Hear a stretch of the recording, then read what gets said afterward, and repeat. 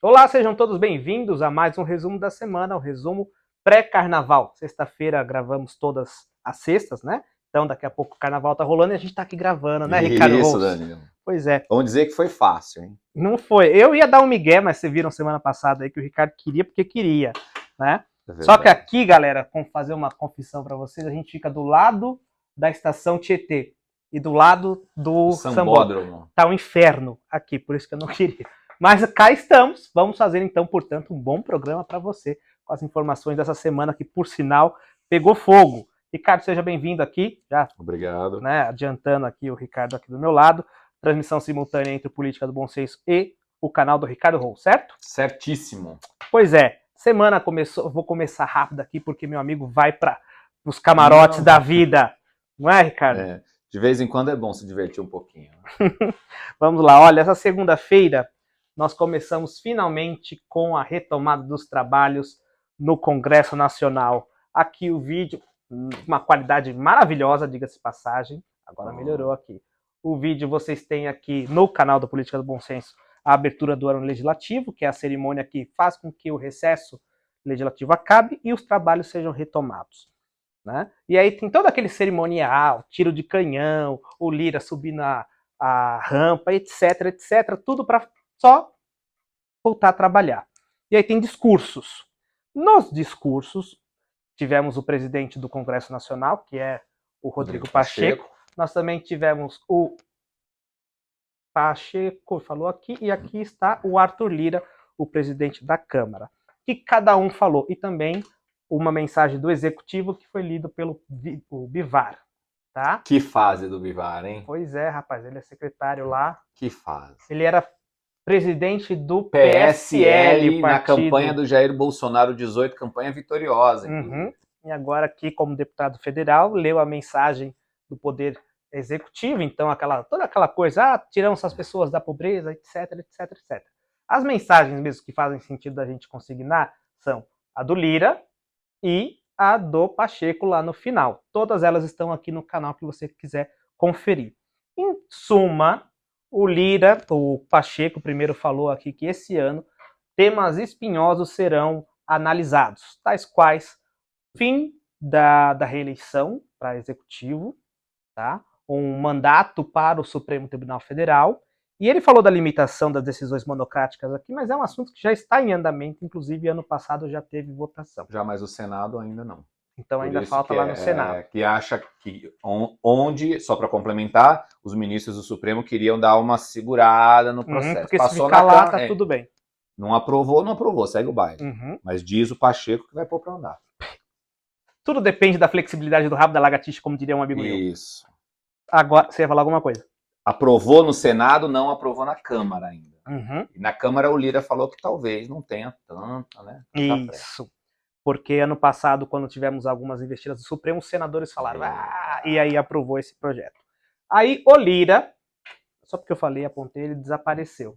Mas ele estava falando aqui, o Arthur Lira também falou aqui da importância da Câmara dos Deputados, ele comentou sobre a eleição para presidente da Câmara, que está se avizinhando, mas a fala que ele falou aqui, principalmente, que repercutiu, a fala que ele falou, gostou? Foi ótimo, gostei. E repercutiu foi o seguinte, que o orçamento é de todos, e todos, não, a redundância dele, não é só do executivo, é também do legislativo. Essa fala aí foi uma demonstração de que talvez a relação Palácio do Planalto, Congresso, Câmara dos Deputados não esteja das melhores, né? Eu fiz o resumo, e aí como um bom preguiçoso, entrego para o Ricardo Rous fazer as considerações atinentes. Eu acho que a importância da abertura dos trabalhos legislativos foi a fala do Lira. Uhum. Eu acho que aí é que está toda a mensagem, e o Pacheco, o presidente Lula está se aproximando cada vez mais, fazendo alguns afagos, foi a Minas Gerais, terra do Pacheco, onde o Pacheco quer ser candidato a governador, a coisa está acompanhando. Inclusive, é uma sinalização que o Lira não gosta muito. Onde está o X dessa fala do Lira, pessoal? É que, no ano passado, na aprovação do orçamento desse ano, nós tínhamos 53 bilhões de reais de emendas parlamentares, entre emendas individuais, emendas de bancada e emendas de comissão. As temáticas, chamadas temáticas, emenda de comissão. Das emendas de comissão, dos 53 bilhões totais, o Lula vetou 5,6 bilhões. Passou 47 bilhão, 5,6 ele vetou. E ele vetou em áreas específicas, em pastas específicas. E todos esses ministérios eram do Centrão. São do Centrão, não eram não, são ainda do Centrão. Cujo representante maior é esse Arthur daqui. Lira, exatamente. Tá. Só que nós estamos falando de um ano de eleição, onde os parlamentares precisam de dinheiro das emendas para mandar para os seus municípios, para aquecer as eleições dos prefeitos, que eles apoiam, dos vereadores que vão apoiar eles em 2026. É uma pré-campanha de deputado, a eleição de vereadores e de prefeitos. E os deputados vão ao Lira para o Lira liberar as emendas, ou seja, ele é o ponto focal dessa distribuição das emendas. No momento que corta as emendas, e é uma estratégia do Executivo, alguns deputados vão direto no Executivo, enfraquece o poder do Lira, e aí, já olhando a sucessão dele, percebeu que havia um movimento estranho. Junto com isso, soma-se a debandada de duas legendas do grupo, do blocão do Lira, PSB, do vice-presidente da República, Geraldo Alckmin, e o PDT, que era do Ciro, enfim, do Lupe e tal, o 12. Os dois começaram a sair do bloco do Lira. O Lira falou, muito movimento junto, tem alguma coisa errada. Fez esse discurso forte, dizendo que o orçamento não é só do Executivo, desensinando todo mundo com esse um papo da democracia, tu vai até o infinito. Orçamento, uma vez aprovado pelo Congresso, quem executa é o Executivo. O nome do poder é Executivo.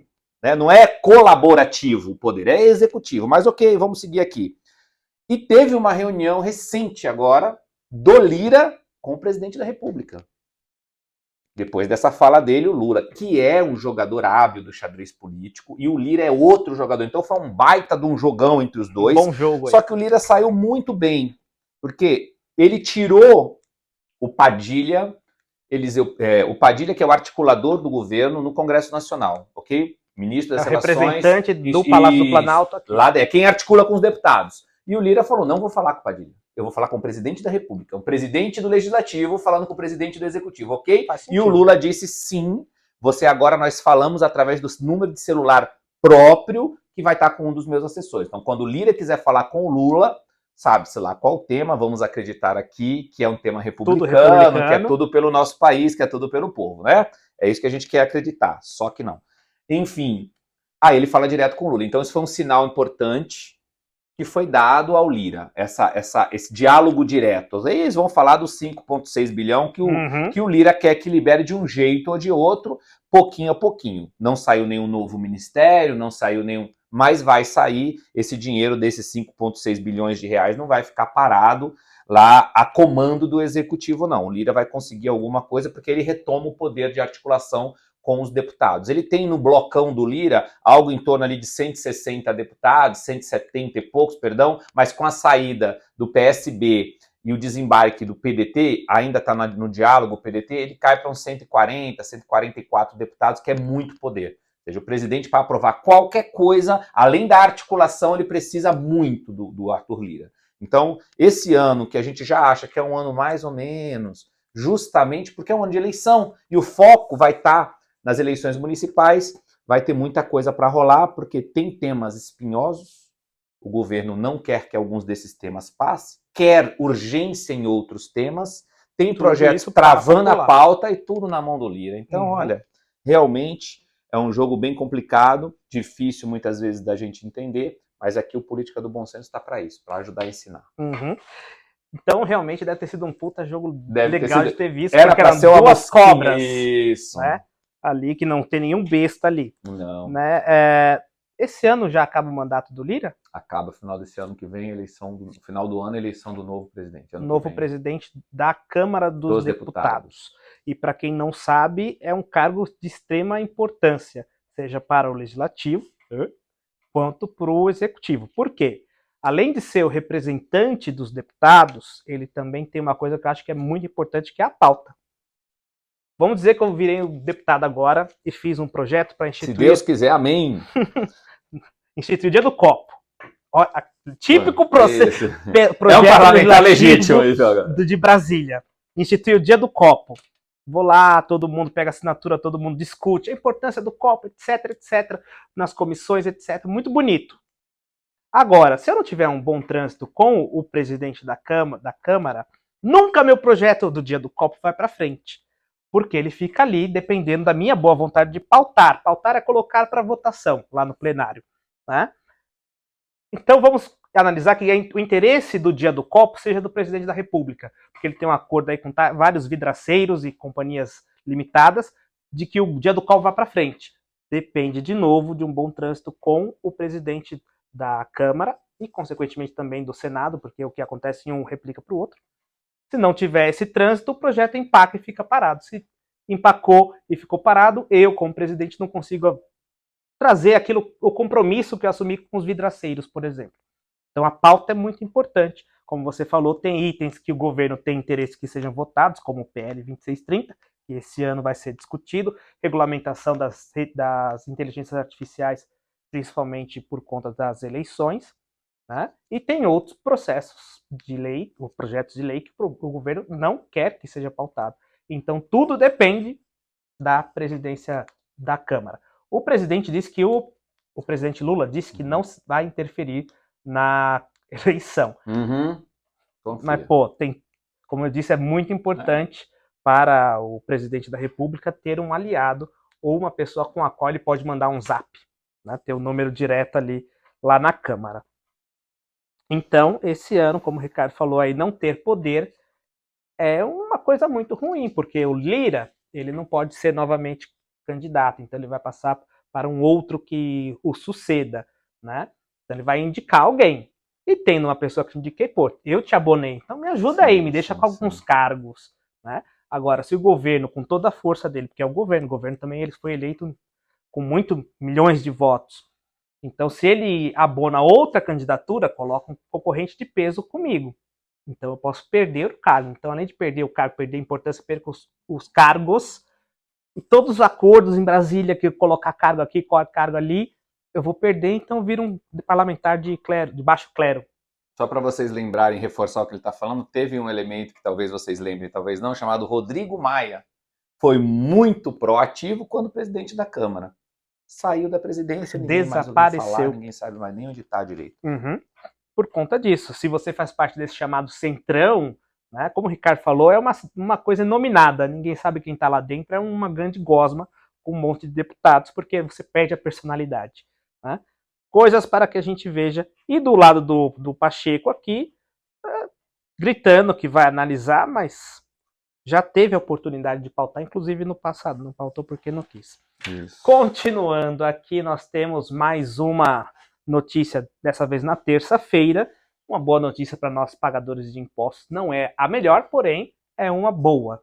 Tá? Foi aumentado o teto, ou piso, assim fica lá, é o teto de imposto de renda, de isenção. Então, se você agora ganha 2 salários mínimos, que são atuais R$ 2.824, você não vai pagar imposto de renda, você está isento.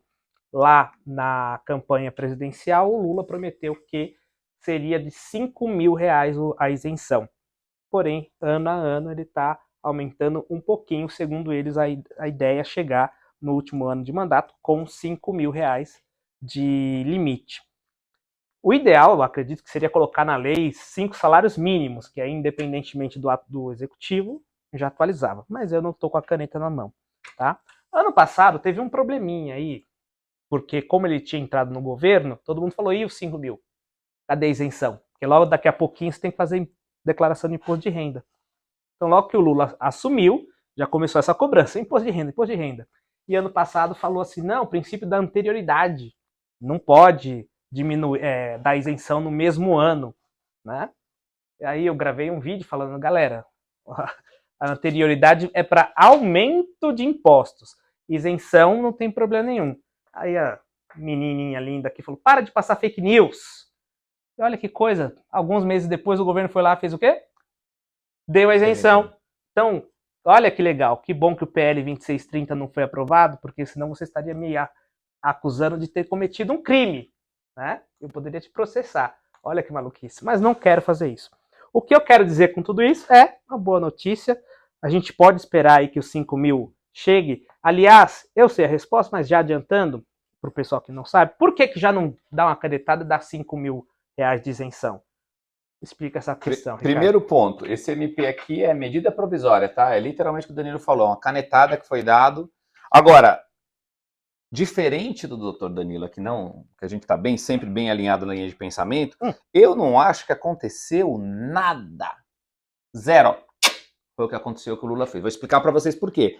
Porque em 2022 e no ano de 2023 também, quem declarou imposto de renda sabe, quem ganhava até 2 salários mínimos já estava isento.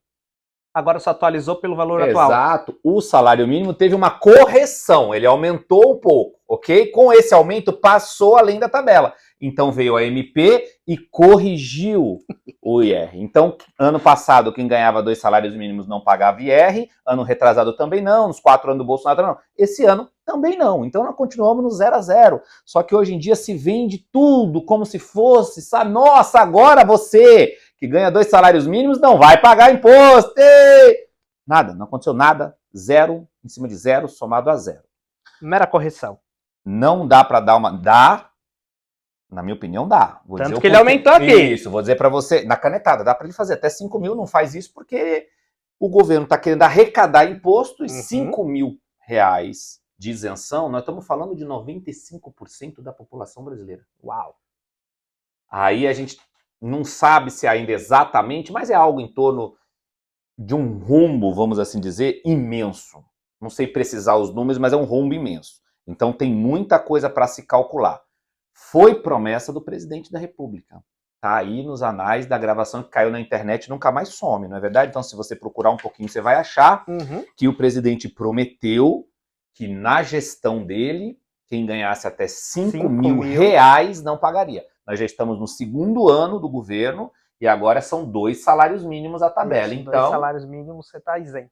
Isso, então, está longe dos 5 mil reais. Como o governo tem um rombo de 230 bilhões de reais, não vai acontecer. O Banco Central atualizou para 250 bilhões. E eu vou te dizer que se você fizer colocar uma lupinha, são 300 bi. E vou te explicar por quê. Porque o último ano do governo de Jair Bolsonaro deixou um superávit de 50 bilhões de reais. Ou seja, eu deixei no caixa 50 bi. Eu zerei os 50 e fiz um rombo de 250. Então, quanto que eu gastei? 300 bilhões de reais.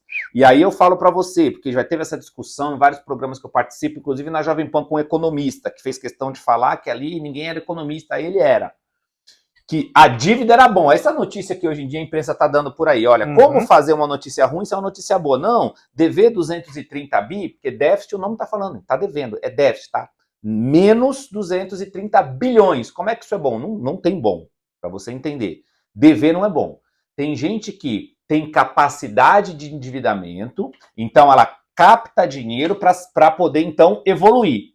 No caso do país, não é bem assim que a coisa funciona. Poderia ser. A gente dá muitos exemplos aqui de Estados Unidos, Japão, que devem muita grana. Porém, eles têm uma capacidade de endividamento diferente da nossa. E mesmo assim, muitos economistas olham e falam, isso vai dar problema no futuro. Nos Estados Unidos já está começando a dar agora. De endividamento e de pagamento. Exatamente. E é crédito. A avaliação dos Estados Unidos, por exemplo, nos ratings internacionais é AAA. A do Brasil é BB. Ou seja, só para vocês entenderem, tem a AAA, aí tem a AA+, AA, A+, BBB, BB+, e BB, que é onde, a gente tá lá, onde está o Brasil.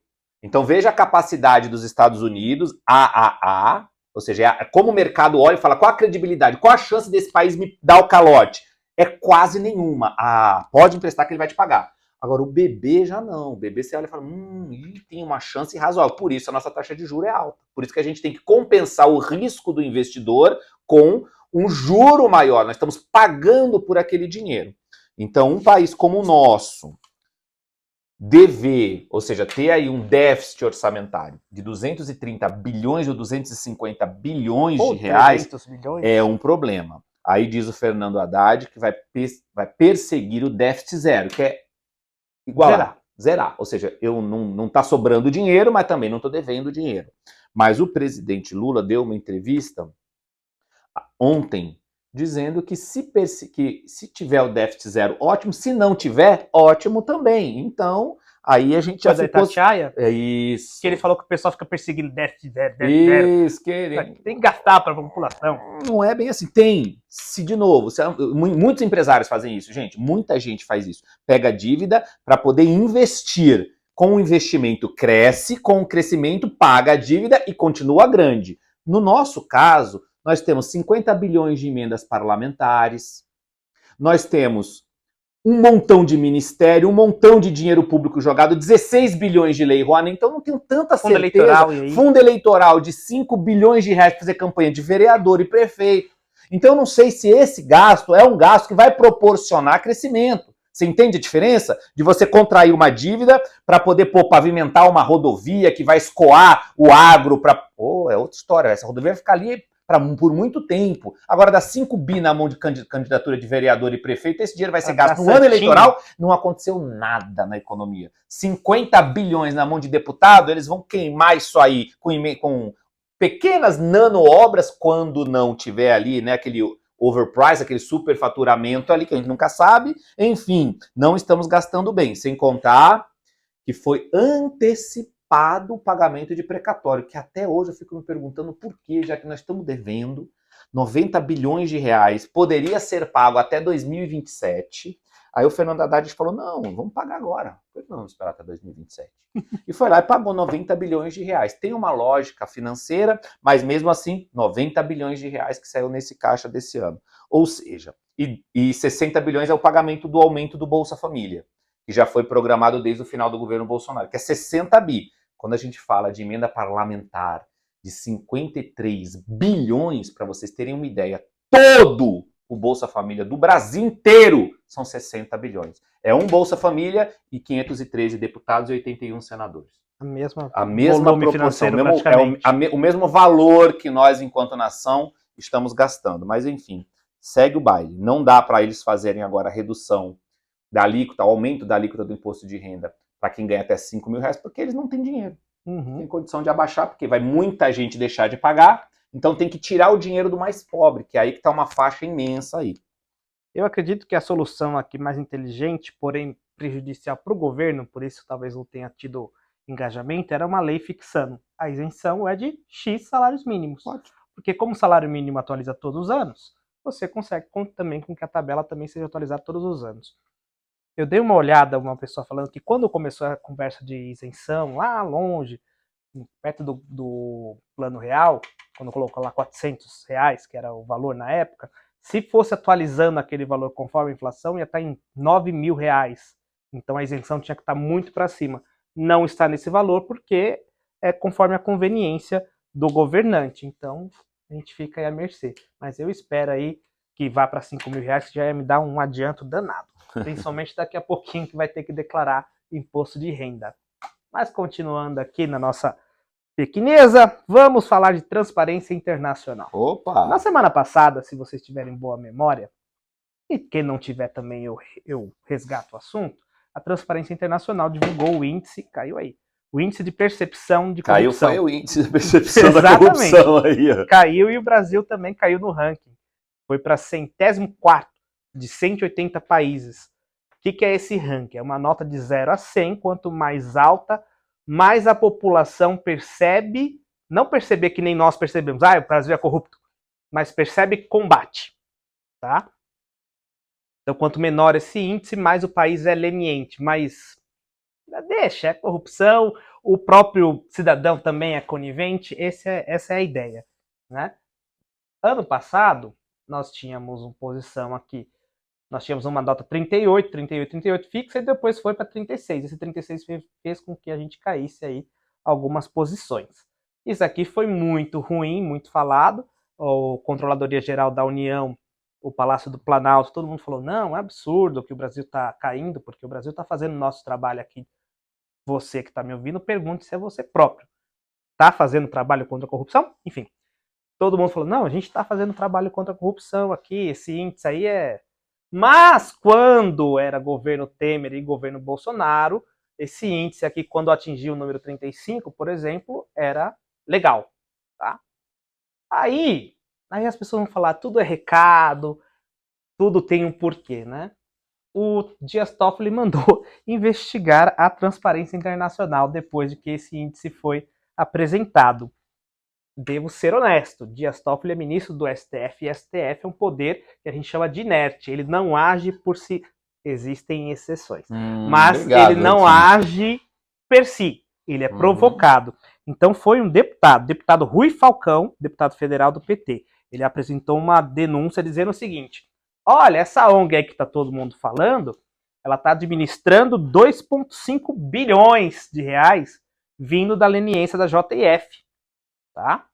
Então, para ela, se você cancela o acordo de leniência, você lembra lá na semana passada? Não. No ano passado que o Toffoli relativizou esse acordo e deu a possibilidade de ser renegociado? Então, a Transparência Internacional, segundo o Rui Falcão, não quer porque ela está administrando esse dinheiro. E se você renegocia, pode ser que esse dinheiro vá embora. Esse era, segundo ele, a investigação, a denúncia. Então, foi determinada a investigação da ONG Transparência Internacional, que é acusada de gerir esses 2,3 bilhões. Ela disse que não tem nada a ver, que isso é uma notícia que foi criada para descredibilizá-la, tá? Desde a época lá da Lava Jato, e publicou aqui que o Brasil se tornou um cemitério de provas, né? Porque, se lembra, teve cancelamento, queima e destruição de HDs de prova de corrupção. Foi uma situação bem difícil mesmo, que deixou o Brasil descredibilizado ainda mais. O que me coloca na cabeça que talvez em 2025, quando sair o índice de 2024, a gente caia um pouquinho mais aqui, se igualando a países maravilhosos. Deixa eu ver quem está ali perto da gente. A gente está com 36. Brasil. Olha o Brasilzão velho aqui de guerra. Cadê? Sumiu. Sérvia, Ucrânia, Egito, Nepal, Panamá que é um paraíso fiscal, então lá também diz que rola solto. Sri Lanka, Turquia, Angola. É com esse tipo de país com que o Brasil quer se igualar, Ricardo?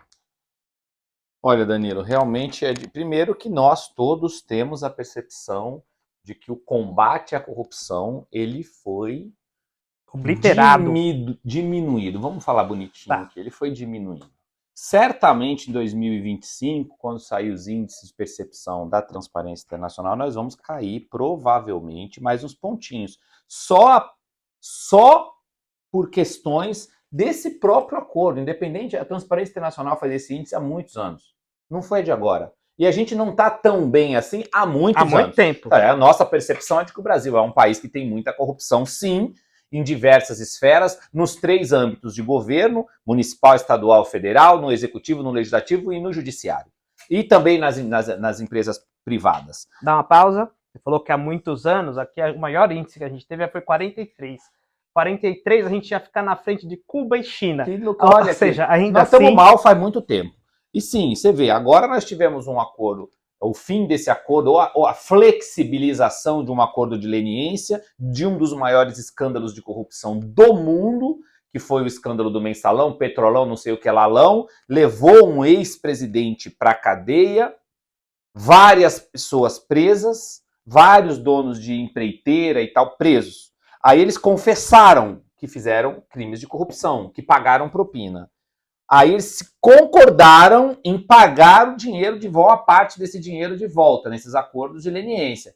Aí agora estão dizendo que não, pode ter havido ali uma pressão excessiva para que eles concordassem, está se quebrando isso. Por si só, é uma flexibilização dessa lógica. Estou dando só um exemplo entre muitos e muitos outros exemplos que a gente tem. Uma pequena pausa aqui, para quem não sabe, a JF era dessa galera aqui, Joesley e Wesley, né?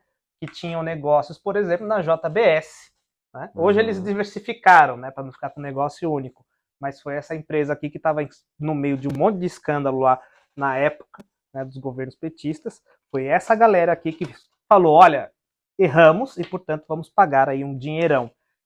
É disso que a gente está falando. Exato, ou seja, tem muita coisa que está acontecendo e nós, brasileiros, eu tenho essa percepção, acredito que você que está nos assistindo também tem essa percepção de que, sim, aqui a corrupção ela é facilitada em vários âmbitos, seja municipal, seja estadual, seja federal, seja governo, seja executivo, legislativo, judiciário. A corrupção, infelizmente, é um problema dentro da nossa sociedade. Uhum. E aparentemente o nosso Supremo Tribunal Federal não está muito simpático nessa pauta de combate à corrupção. O Procurador-Geral da República recorreu dessa decisão, tá? Nessa segunda-feira, e agora tem que esperar o plenário se manifestar em relação a isso, né? Aí você vê, porque assim, o STJ, todos os o Poder Judiciário, ele julga, e se não gostou, recorre. Isso. Bora. Mas ficou tão feio que a assessoria de imprensa do STF falou, não, calma aí, vocês leram errado a decisão aí, ele continua obrigado, tá, a pagar, ele só pode renegociar. Legal. Ainda assim, ele continua com a possibilidade de renegociar, e renegociar você tem a possibilidade de reduzir. Muito. Né? Ou até, para não ser tão assim conservador, zerar. Né? É fácil. E zerar, de novo, é aquela conversa que a gente sempre fala. Transparência. Transparência nacional. E zerar passa a informação. Pode ser corrupto, porque quando chegar lá no STF não vai acontecer nada. Não é isso que ninguém quer. Né? Pois bem, eu fui bem rápido aqui, com um monte de assunto, porque a última notícia ela vai tomar muito tempo, muita discussão. Que foi o seguinte, na quinta-feira, nós tivemos aí uma miríade, um monte de, acho que foram 37 mandatos, ou coisa que o valha, mandatos da Polícia Federal para cumprir de prisão e busca e apreensão, diversas pessoas, mas a pessoa mais importante dessa lista era Jair Messias Bolsonaro. A Polícia Federal bateu lá, buscando o passaporte, tá? Buscando o passaporte quer dizer, portanto, que ele não pode se evadir para um outro país, tem que ficar aqui no Brasil. Posso fazer uma aspas? Só não lembraram que a gente tem um acordo no Mercosul. No Mercosul que só precisa do RG. Tá? Mas continua aí. Enfim, e os nossos países vizinhos são maravilhosos para extraditar, porque se for para ali, vai depois para Bolívia, desaparece. Se for para Argentina, já foi. Enfim, mas de qualquer maneira, tirou o passaporte e disse, não saia daqui, porque pode ser que a vara da justiça venha na sua cabeça, tá? Essa é a mensagem. Essa frase foi um pouco... Mas é. Bora. Aí, continuando aqui, nós tivemos também alguns outros mandatos de prisão, como o de Felipe Martins, que foi o assessor de assuntos internacionais de Bolsonaro na época que ele era presidente da República, que foi acusado de ser a pessoa que levou a tal minuta do golpe para o Jair Messias Bolsonaro. Outra busca e apreensão no presidente do PL, Valdemar da Costa Neto. Chegou lá, viu-se que tinha uma arma e uma pepita de ouro. Quando eu vi pepita de ouro, pensei que era uma puta pedra de ouro. Mas era um negocinho assim, desse tamanho, assim, de ouro. Mas diz que só pode a União deter aquilo. Então prenderam por usurpação de bem público. Né? O presidente do PL, que agora deve estar fazendo audiência de custódia. E claro, toda vez que mexe nisso aqui, você tem uma reação, né? Geral. Porque estão tentando prender ele, isso aí não é segredo para absolutamente ninguém. Nós tivemos aqui os senadores de oposição denunciando os avanços do STF, principalmente, porque essa decisão veio do ministro Alexandre de Moraes, né? Então, mais um avanço do ministro Alexandre de Moraes contra o PL, que é o principal partido de oposição no Brasil. Então, falaram que era uma perseguição àqueles que fazem oposição ao governo que aí está. O vídeo está aqui, se você quiser assistir. Tá? Também nós tivemos aqui outra denúncia agora do senador Humberto Costa. Ele pediu que o PGR, Paulo Gonet, investigasse se o PL, o Partido Liberal, usou dinheiro público para incentivar um golpe. E aí, caso seja confirmado que houve esse incentivo financeiro com dinheiro público, pediu-se o cancelamento do registro.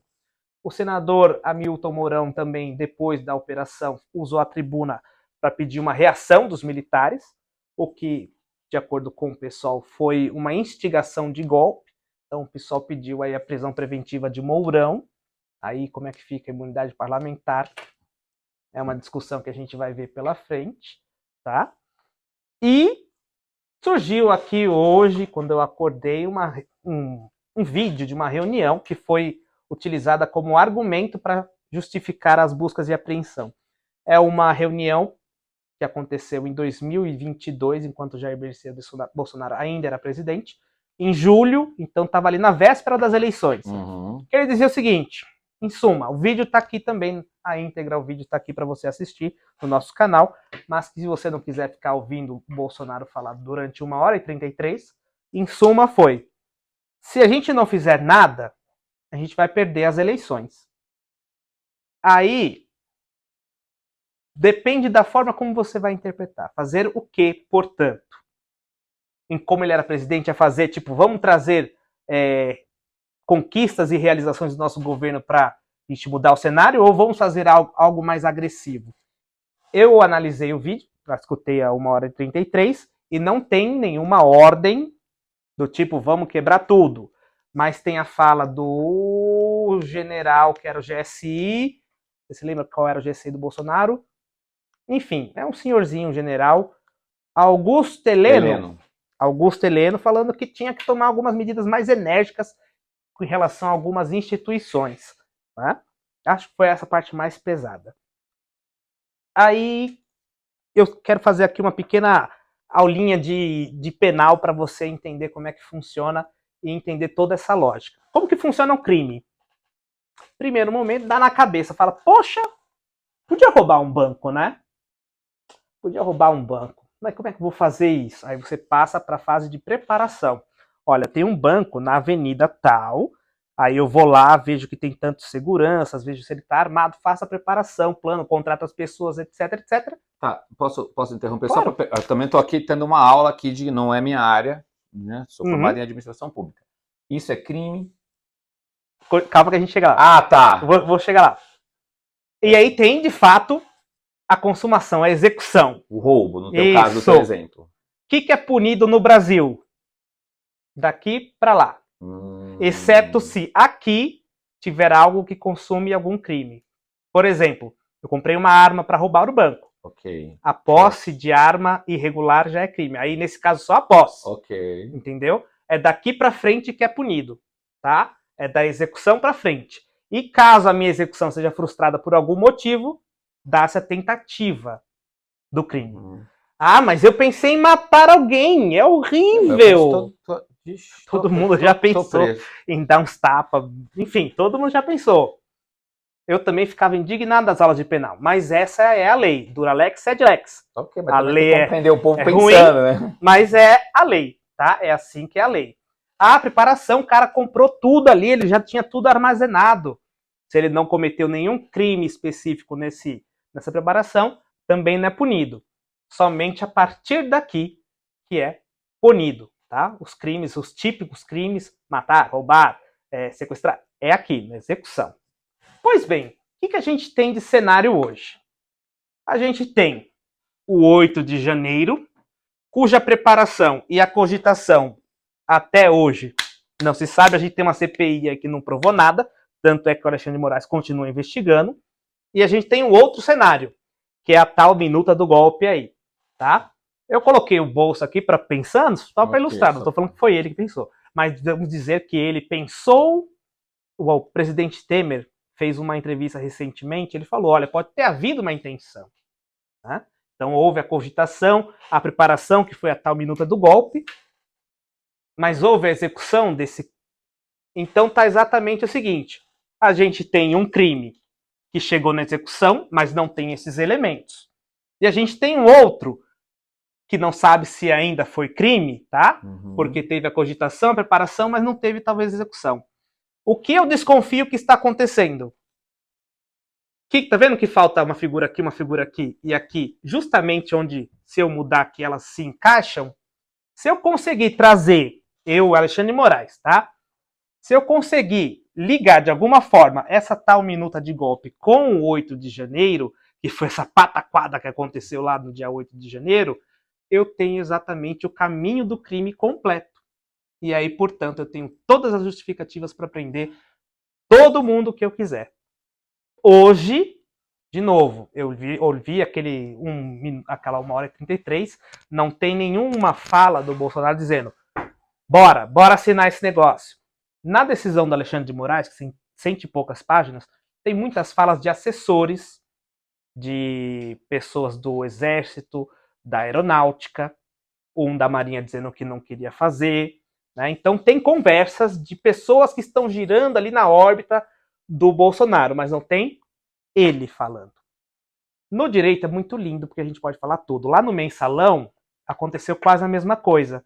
Você tinha o que propôs o boicote da empresa Judeus recentemente, José Genuíno. José Genuíno. Isso. Você tinha ele como, vamos dizer assim, o sol. E várias pessoas orbitando, mas você não tinha nada dizendo que ele era ele. Aí aplicou-se uma notícia chamada assim, domínio do fato. Você que era o cabeça, os outros orquestravam. Se alguém quiser, pode colocar isso também no Bolsonaro e acabar culpando ele por todo esse crime aqui, que até então não tem ligação. Ó, esse é um crime sem execução, esse aqui é um outro crime sem cogitação e preparação. Na hora que conseguir juntar Lé com Cré, tem o crime perfeito. Se conseguir juntar Lé com Cré, talvez tenha. Eu vi também uma hora e pouco de fala do Bolsonaro, uma coisa chamou a atenção, é que quando o general Heleno estava à frente da ABIN à época, vai falar da ABIN, da necessidade talvez da ABIN ter um posicionamento diferente, o Bolsonaro fala, não fale da ABIN, porque se vazar este vídeo, ele vai vazar. Ele vazou. Então, olha só, como é que o presidente da República estaria falando de algo ciente que o vídeo ia vazar? Então, que poderia produzir provas contra ele. Exato. Inclusive. Então, isso demonstra que as falas que estão ao longo do vídeo de precisamos fazer alguma coisa, uma outra fala do Bolsonaro é não adianta eu ter 80% dos votos, eles vão ganhar. Então, ou seja, talvez seja fazer outros movimentos que não necessariamente o movimento que a mídia, uma parte da imprensa brasileira está querendo dar conotação. Eu falei isso aqui, vou repetir aqui no Política do Bom Senso aqui, Danilo. Uhum. Não tem nada de ordem. Presidente da República, à época, Jair Bolsonaro, dizendo, eu quero que invada a Praça dos Três Poderes, eu quero que pegue ministro A, ministro B, ministro C. Isso não tem até agora, dentre os fatos que nós estamos acompanhando. Como a gente sabe que isso tá, cada dia sai um pedaço, é uma notícia e tal, o que me aparenta muito bem desenhado pelo Dr. Danilo, que é jurista, é esse quadro aqui. Eu tenho um desenho, eu tenho uma pataquada, que isso aqui, gente, desculpa. Para quem leu 2 livros de história, não tem nada de golpe de Estado nisso aqui. Tem invasão de propriedade pública, privada, tem uma ignorância. Foi criminoso isso aqui. Foi criminoso, tem que ser punido e tá tudo certo, ok? Mas, pô, gente, com golpe de Estado, e os outros? Vocês já leram o resto da história do planeta? O que é um golpe de Estado, de fato? Então, aqui não era bem isso, não. Mas, sim, houve vandalismo, blá, blá, blá. E aqui, talvez, um detalhezinho, lógico... Agora, a gente grava sempre nas sextas-feiras. Agora, tá acontecendo uma coisa, que eu não vou dizer o nome ainda, porque tá acontecendo. O Congresso Nacional, não, a Suprema Corte da Colômbia tá cercada por civis. E os ministros estão lá dentro. Olha a diferença. Isso muda tudo, entendeu? Entende? Aqui era domingo, o pipoqueiro não está. O pessoal que vem de souvenir na Praça dos Três Poderes, quem conhece Brasília sabe muito bem, não estavam lá. Não tinha ninguém. Tinha lá no Palácio da Justiça, parece que o Dino estava lá, mas as câmeras também sumiram, a gente não viu nada. Então, enfim, aqui houve vandalismo, aqui houve e não era a primeira vez que pessoas invadem o Congresso Nacional, não, ok, gente? Só para vocês lembrarem que tiveram outros momentos da nossa história que não foi encarado como golpe de Estado, pessoas foram presas por vandalismo. Aqui houve vandalismo. Aqui, com certeza, pelas informações que a gente viu, no entorno do que a gente chama de cozinha do Planalto, a galera que frequenta o ambiente onde o presidente está, tinham algumas intenções não democráticas. E tem que punir quem tinha, sim.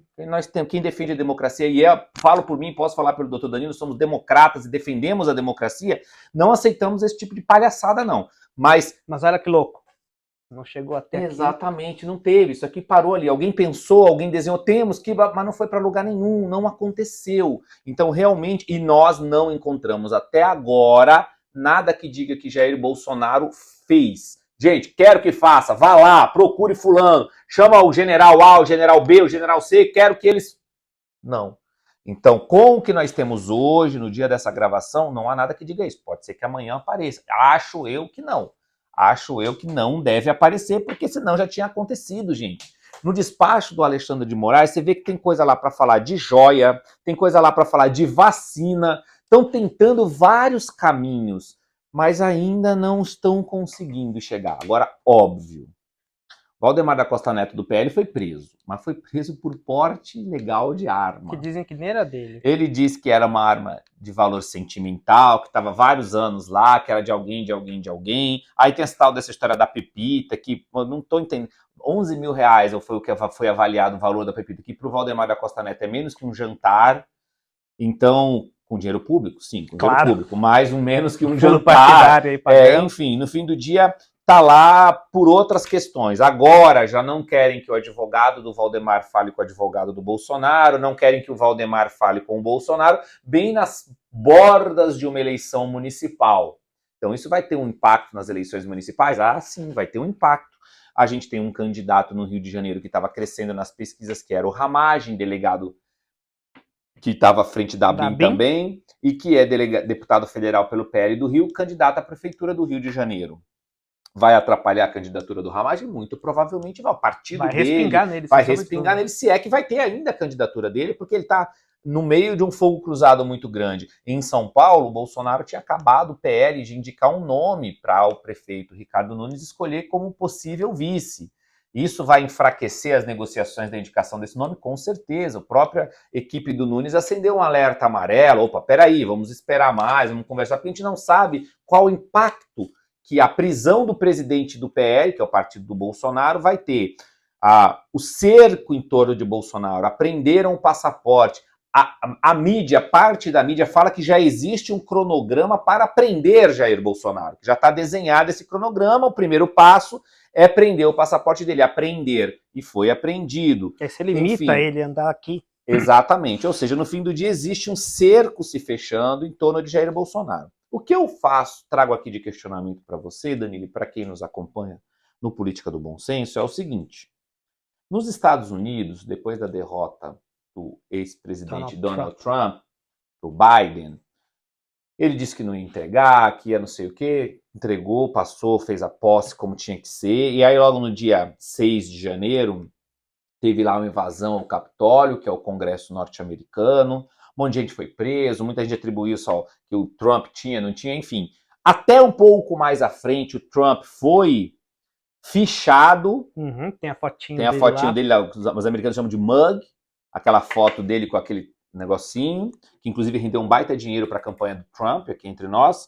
E quanto mais se batia no Trump, somado ao desastre da administração Joe Biden, ele cresceu, agora é candidato a presidente. Se nada acontecer de muito significativo, vai ser eleito presidente norte-americano. Então eu trago esse questionamento aqui. Cercar Jair Bolsonaro. E interessante é que todos esses movimentos sempre acontecem na sequência de uma demonstração de força de Jair Bolsonaro. A busca na casa dele, que era como alvo o Carlos Bolsonaro, foi depois de uma live. Aí ele ia fazer um depoimento sobre o negócio da molestação da baleia lá. Meu Deus. Aí a galera se reuniu e foram para frente da PF, tinha lá não sei quantas mil pessoas em São Sebastião, aí mais de 80 mil, uma cidade pequena, estava lotado, paralisada a cidade, porque ele ia, e acabou não tendo o depoimento dele, mas ele foi lá e atendeu as pessoas. No dia seguinte, vem esse monte de não sei o quê. Não estou dizendo que uma coisa é para cobrir a outra, mas que toma o espaço da mídia? Toma o espaço da mídia. E enfraquece. Até onde bater no Jair Bolsonaro do jeito que eles estão querendo, ou até eventualmente prender Jair Bolsonaro com essa fragilidade de provas, porque se pegar uma prova concreta, tudo bem, aí ok. Mas com essa fragilidade de provas, nem na época do mensalão, lá da época que o Lula foi preso, depois teve o TRF4 que deu ok, depois teve o STJ que deu ok, e o próprio STF que deu ok. Aí um dia alguém acordou e falou, não era lá que era para julgar, não era lá em Curitiba, era Brasília. Depois que a coisa já estava andada, o homem já estava não sei quanto tempo preso. Aí mudou, deu a tal da virada de mesa à esquerda, e aí o homem saiu, e aí agora ninguém tem que pagar mais nada, e o homem é presidente. Ok.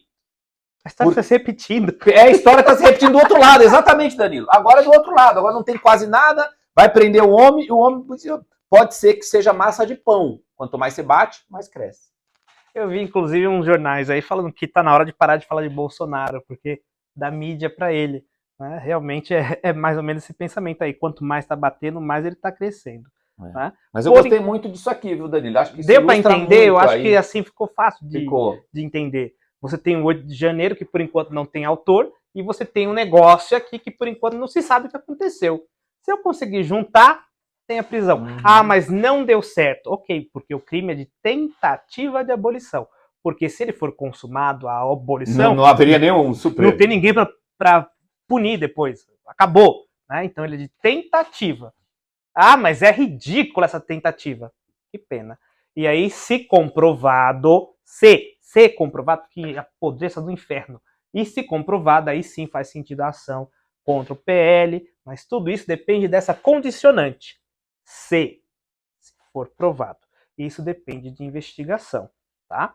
Investigar, como todo mundo aqui nesse vídeo aqui, o senador falando, todo mundo tem que ser, pode ser investigado. E eu concordo, tem que se investigar. Não se deve perseguir. Isso, agora me dá só uma partezinha no Humberto Costa aqui.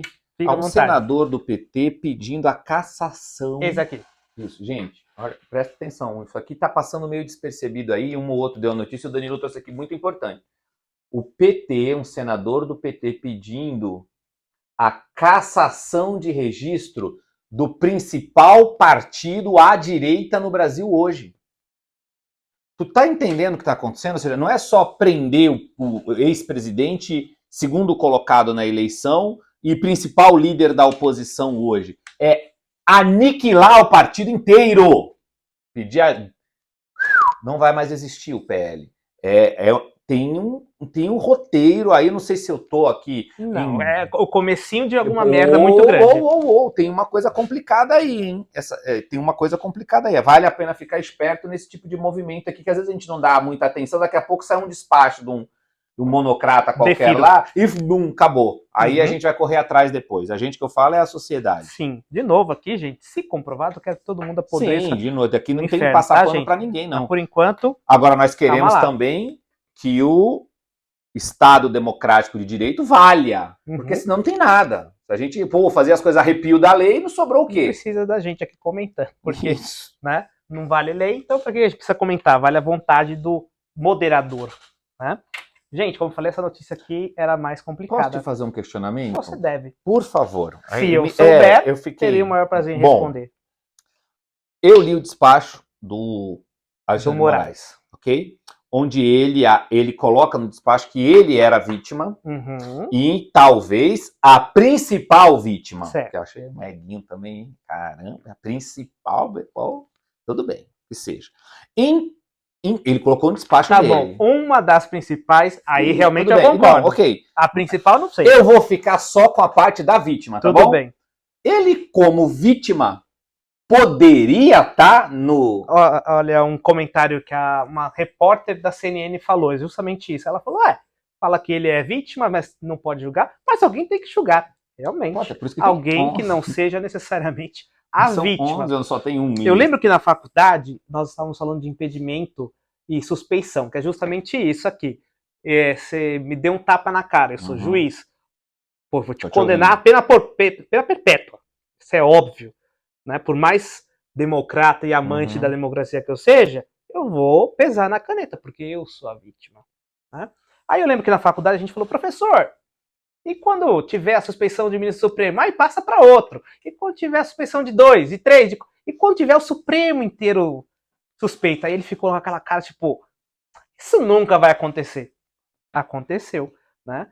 E sim, existem as causas de impedimento e suspeição, justamente nos momentos em que o juiz tem alguma...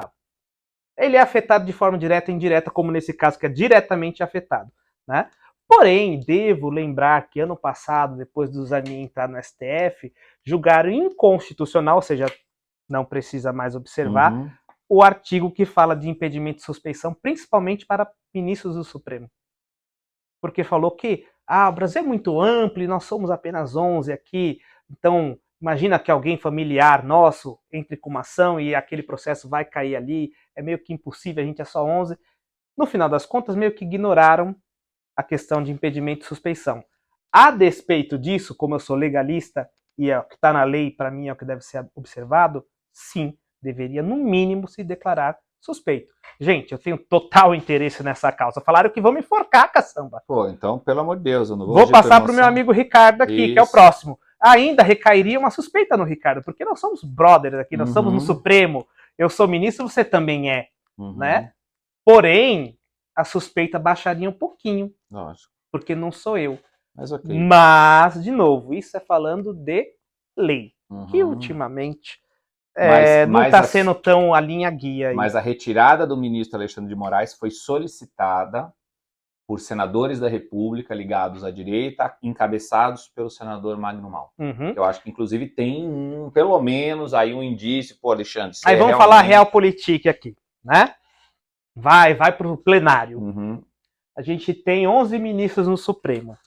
11 ministros. Um é o do Fernando Henrique Cardoso, que é o que vai se aposentar daqui a pouco. Gilmar Mendes. Aí você tem 2 do Bolsonaro, que é o André Mendonça e... Eu sempre esqueço o nome do outro. Nunes Marques. E você tem o Alexandre de Moraes, que foi indicado pelo Temer. O resto, os outros 7, são indicados pelo PT. Pela Dilma ou pelo Lula. Imagina esses outros 7, que o pessoal fala, não, quando vai para lá fica independente. Dias Toffoli foi ministro, foi advogado do PT, poxa. O Zanin foi advogado do Lula. O pessoal fala, poxa, tá conveniente com o Alexandre de Moraes. Só tá batendo no outro lado. É verdade. Por que eu vou aceitar isso e colocar essa lupa em mim? Deixa lá. Entendeu? Entendi. Então assim, vão recorrer. Tá a vida como ela é. Não tá fácil pra ninguém. A vida como ela não vai acontecer nada. Mas eu, como sou legalista e acho que foi aprovado pelo Congresso Nacional, tem que obedecer. É uma linha guia. Mas se um parente do Supremo entrar, é um caso entre os milhões. Aí esse vai guiar todos? Não, poxa. Enfim, tem que se discutir. Mas por enquanto tinha essa regra. Vítima não pode julgar. Isso é básico. Inclusive, não é no Supremo que essa galera tem que fazer. É ir lá no Tribunal de Direitos Humanos da Costa Rica, por exemplo, do qual o Brasil é signatário. Falar, olha, o devido processo legal está sendo violado ali. Tá indo para... Mas não tá. Entendeu? Enquanto ficar... É que nem eu falo aqui, ó. Os senadores, um absurdo. Aí foi para outra pessoa aqui. Foi mal, terra. Não quis violar sua propriedade intelectual. Aqui. Um absurdo. Tá. E aí? O que vocês vão fazer? Nada. Então, por enquanto, tá conveniente. Tá todo mundo gritando, recebendo seus devidamente fazer uma salários. outra pergunta que não tá necessariamente aqui, mas tá. Tá todo mundo ganhando dinheiro e a gente aqui. Bora, pagando aqui agora. Tá chegando o negócio do imposto de renda aí que eu já recebi. Meu Deus, nem fala. Que não é só imposto de renda, a gente paga impostos em produtos e serviços todos que a gente consome. O de renda é só um que dói muito, igual o IPTU usam lá. É o que eu mais me revelo. Quando o presidente da República atual, o Lula, estava preso, já naquela reta final do sai ou não sai, ele falou que ele queria... Eu não quero usar a palavra que ele falou, mas ela é bem... Tá em todos os lugares. Isso, ele queria... ele queria lascar o Moro e aquele pessoal lá. Estava se referindo ao pessoal da Lava Jato. E depois que ele virou presidente da República... Aí, o projeto parece estar andando, a execução daquela... Aí, cada das cartinhas está caindo. Ele sonhou lá, ele pensou, aí ele falou, planejou, e agora parece que está acontecendo. Deltan já foi, daqui 2, 3, 4 semanas o Moro também já vai embora. Inclusive por um juiz indicado pelo presidente da República. Isso aí como é que é? A gente pode falar que a gente vai lascar alguém, tornar isso público e depois aí, de repente, contribuir aí de alguma forma, direta ou indireta, para lascar alguém e tá tudo certo? Não pode, mas aí vão falar que foi só uma expressão que ele falou, que ele queria. Entendi. Vi um videozinho na internet esses dias lascar que ilustra isso que você tá falando. Que é qual? É um que você joga uma bocha, acho que é bocha, que os velhos jogam. Isso é muito aí bom. Vão passando o pano assim, vem a mídia, opa, eu achei muito legal esse vídeo, gente. Mas Ricardo, vai enrolando que eu vou procurar esse vídeo aqui. Eu achei esse vídeo muito bacana, porque quando a esquerda fala... Aqui. Olha, comentário imbecil. Foi genial isso, ó. A Folha Globo News. Esse vídeo é muito bom, gente. O pessoal se esforçando.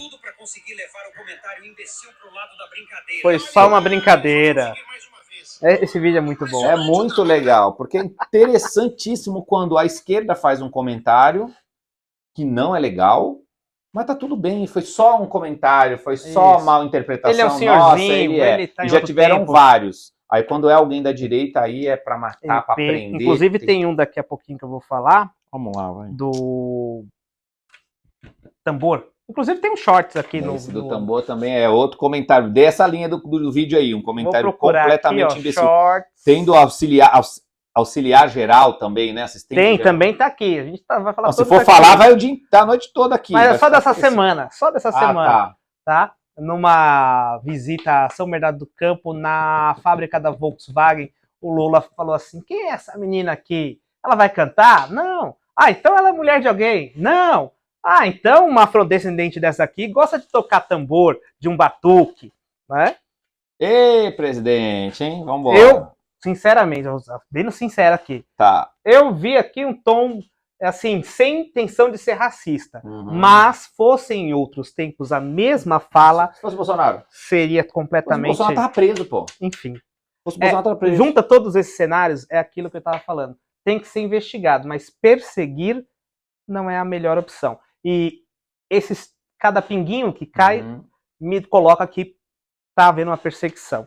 De novo, se for provado, que queime no inferno. Ontem teve uma frase só que pegou 2, porque ele falou que nenhuma mulher ia querer se relacionar com um auxiliar geral. Então chamou o auxiliar geral de absolutamente nada e as mulheres de interesseira. Fechamos as notícias, vamos para as notícias rápidas. Bora. Que tá essa daí, inclusive. Boa! Opa, desculpa, aqui, eu que não tô fazendo a minha parte de ler. Aqui, não, imagina, mas vai lá você, essa aqui, ó. Lula disse que ninguém quer namorar um ajudante geral. Que isso? Presidente. Porque não dá para comprar carne, não dá para comprar nada. E as mulheres só estão interessadas no dinheiro, então, né, absurdo presidente? Isso, né, Kimberly? Absurdo. A gente tá com uma mulher aqui presente, eu realmente acho um absurdo. Coitado também o ajudante geral se sentiu agora um nada. Ele não pega mulher nenhuma. Ou alguém vai aparecer e falar, presidente, eu sou ajudante geral e pego sim, aí. Bora. As Maria ajudantes geral existem? Coloquem no de acordo com o presidente, se não. Você é uma delas. Não, vou botar nessa aqui, ó, para ficar mais bonitinho. Meu Deus, esse presidente. Mas vamos lá, notícias rápidas, para encerrar aqui. Nesse domingo, Bukele foi reeleito em El Salvador com 90% dos votos, né? Bukele é um presidente novo, 40 e poucos anos de idade, e a principal pauta dele era combate à criminalidade. Colocou todo mundo na cadeia, porém, aí as pessoas vão falar, mas a que custo? Porque teve um decreto falando, olha, o país está em sítio, está em cerco, agora não tem direitos e garantias, foi preso, é cadeia, meu irmão. Aí muita gente questiona os métodos. Mas os índices é de que a violência caiu e a população, como percebeu a violência diminuindo, de novo, eu já falei isso em outras oportunidades. A principal desculpa de tirarem dinheiro da gente para financiar o Estado é que nos dê segurança de volta, tá? Essa é a principal, é a número 1. Desculpa para me roubarem, tirar dinheiro e dizer que vai me dar segurança. Por isso que a gente faz. Então, se eu percebo que a segurança tá boa, o resto a gente corre atrás, certo? Então, lá em El Salvador... Eu sou um entusiasta, tá? Não defensor, sou entusiasta dessa política de El Salvador. Inclusive, tem um colega que tá lá conhecendo e tal, né? Porém, o que a gente ouve também é que se abriu mão de muita liberdade para ter segurança. Eu queria ter liberdade e segurança. Então, vale a pena dar uma olhada também se realmente isso aconteceu. Não sei, mas eu sou entusiasta porque os resultados são muito positivos, né? E realmente não tem condição da gente comparar que a gente não tem nenhum nem outro. Inclusive, tem até um bafafá aí que eu disse que o Brasil é um país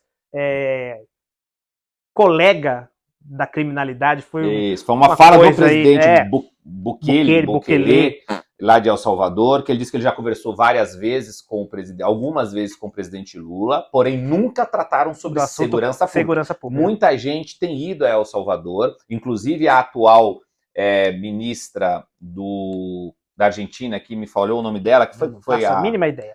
Foi a candidata a presidente, perdeu. Sim, a que foi segundo. Sim, o segundo não, ficou em terceiro. Ficou em terceiro lugar. E ela virou ministra do presidente argentino e ela está conversando com ele para poder entender como pode adaptar a realidade de El Salvador à Argentina. A estrutura de direito da Argentina, que é muito parecida com a nossa, é muito diferente da de El Salvador. Isso, lembrando que El Salvador é um paísinho assim Buric, pequeno, Patrícia tá? Buric. Então, isso foi dito. Não, Buric é outro país. Mas enfim. Não, acho que é a Argentina, hein? Acho que a Buric é da Argentina. Argentina. Eu vou colocar aqui na edição, isso. aqui, ó.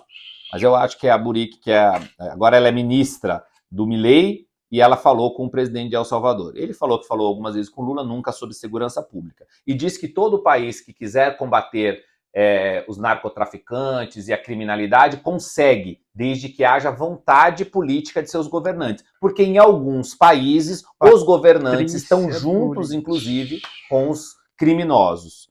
Ele não falou diretamente do Brasil, mas deixou no ar aí, né? Nas falas do presidente de El Salvador, Bullrich. Patrícia Bullrich. Eu falei que é outro país porque tem um presidente Boric, acho que é o Boric, o Boric é do Chile. Ah, tá. É um esquerdista, aí você tá perdido, mais perdido do que tudo segue em... Essa frase pode falar, que agora não pode falar nada. Nada, país, melhor não. Tá bom, mas tá perdido o presidente do Chile, tá bom, perdidão. de novo, El Salvador é desse tamanho, e lá existe a questão do cerceamento da liberdade. Tudo isso são questões. Eu nunca fui para El Salvador, então eu só escuto. O que eu escuto é que o índice de violência caiu. Tá? A que preço é de se perguntar. Isso. Nós temos também, agora subindo mais para o norte, a pré-campanha não, as prévias lá nos Estados Unidos. Cada estado fala quem gostaria de ver como presidenciável. Tá? Então é uma pré-campanha, vamos dizer assim, uma pré-eleição.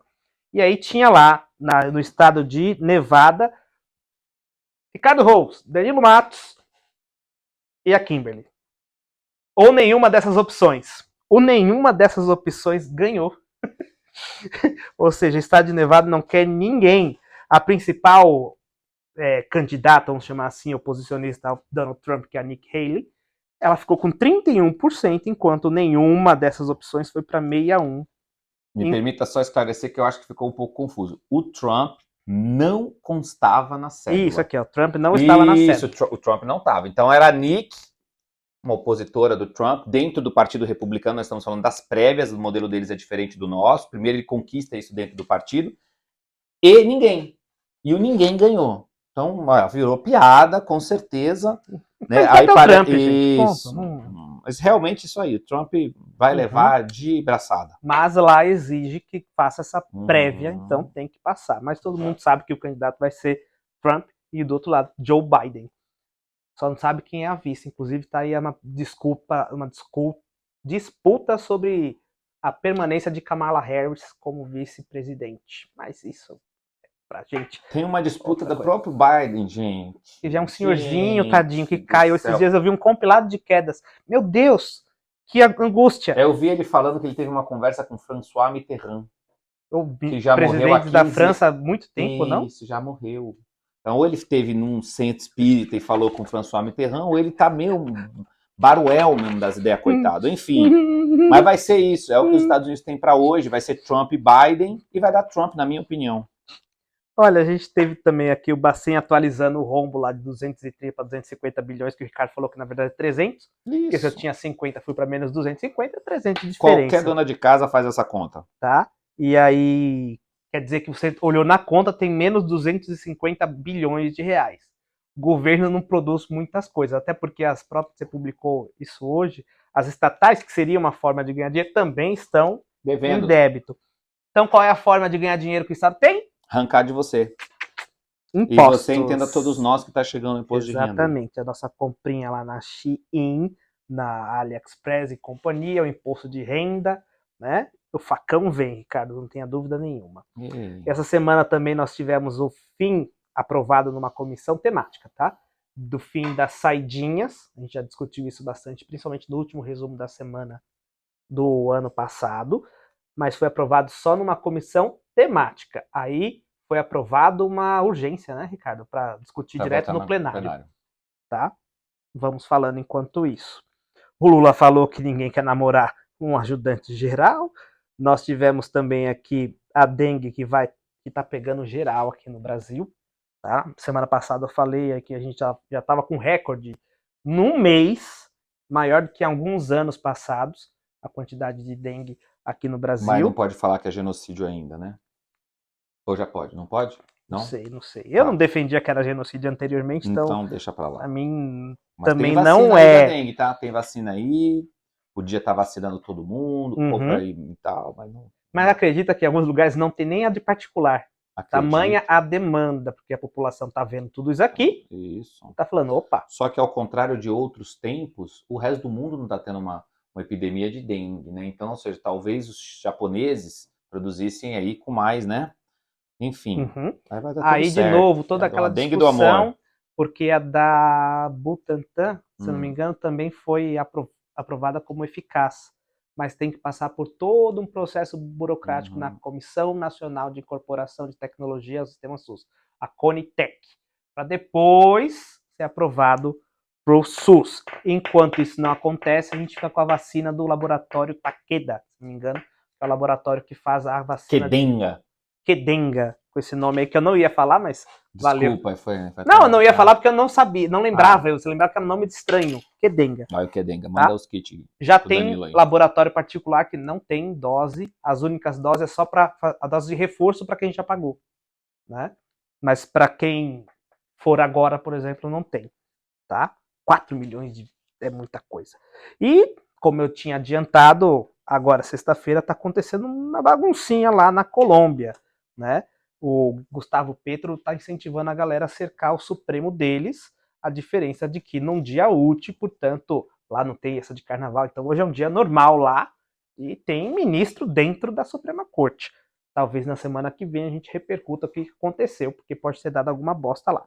E uma outra questão, o Ricardo já tinha dado um spoiler aqui quando comentou a proibição dos advogados conversarem entre si, que é um absurdo, porque se eu estou investigando você e ela, as minhas ordens é você e ela. O Alexandre de Moraes falou, os advogados também não podem se conversar, o que é um absurdo.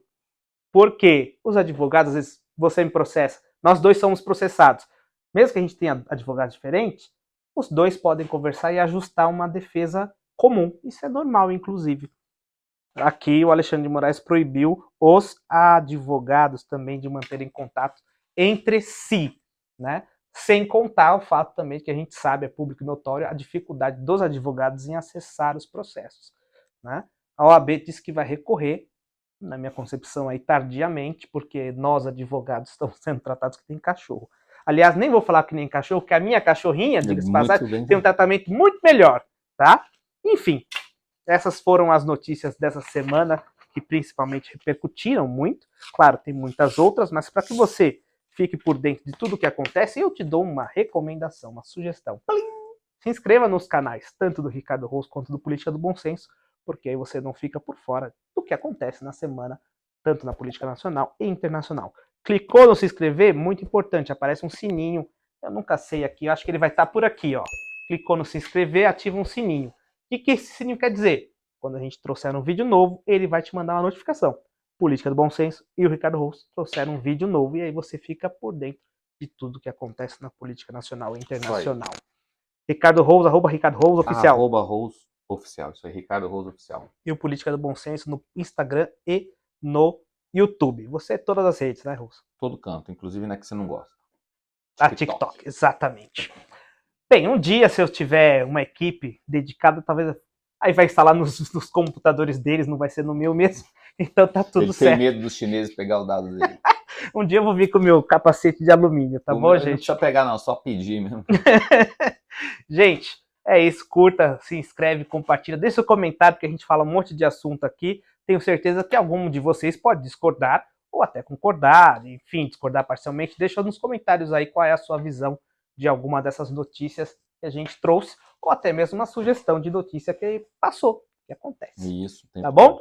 Gente, muito obrigado, um grande abraço, curtam o carnaval com responsabilidade, não morram, nem façam pessoas, tá? A gente já tá cheio de pessoas no mundo. Quer dizer, se beber não dirija e use camisinha. Exatamente, ninguém merece escorpiano, pense nisso, tá?